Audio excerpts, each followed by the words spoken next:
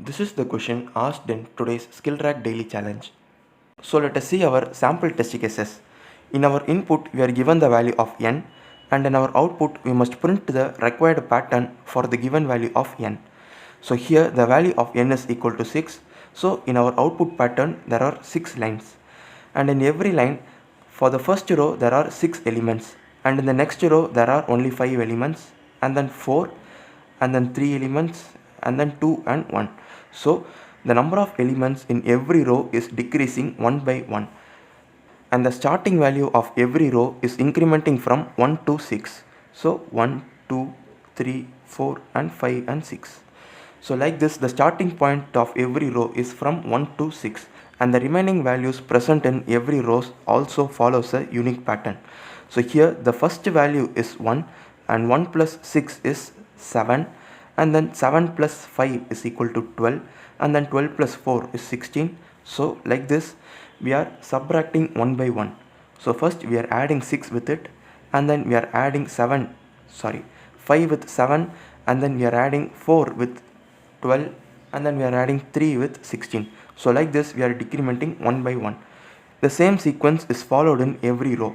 So here the starting is 2, and then 2 plus 6 is equal to 8, and then 8 plus 5 is equal to 13, and then 13 plus 4 is equal to 17, and then 17 plus 3 is equal to 20. So like this, every row follows a unique pattern.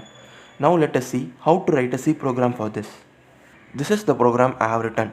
So first I am creating an integer variable n, and then I am accepting the value of n. So now we have to print n lines in our output pattern. So I am creating a for loop that iterates from 1 and goes till n. So I less than or equal to n. So suppose if the value of n is equal to 6, then the loop would be iterating for 6 times, because we are starting from 1 and we are going till less than or equal to 6. So there will be 6 lines in our output. And in every iteration of this for loop, I am creating another 2 more integer variables named result and k.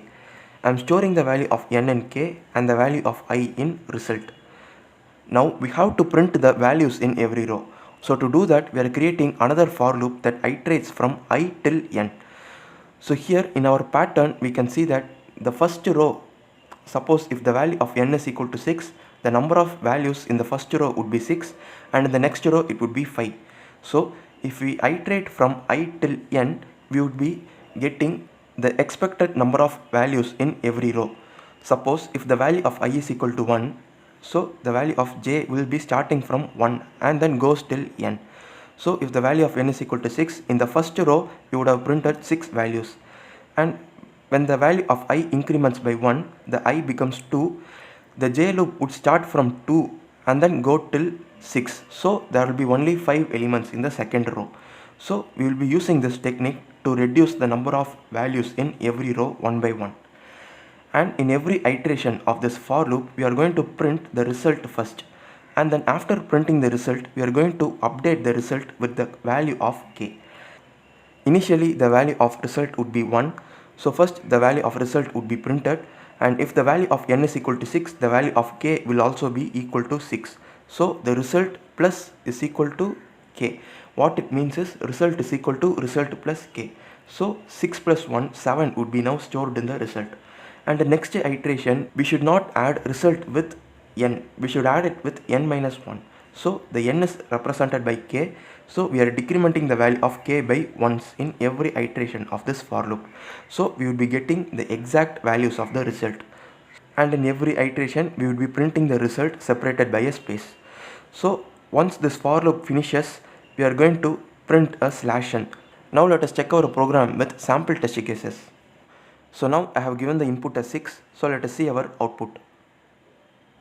So here we are getting the exact pattern which we want. So there are 6 lines in our output, and then 1 plus 6 is 7, and then 7 plus 5 is 12. So all the values in row also follow the similar pattern. So now I have given the input as 10, and this is the pattern for the given value 10. So this is the logic behind today's daily challenge. Thank you for watching.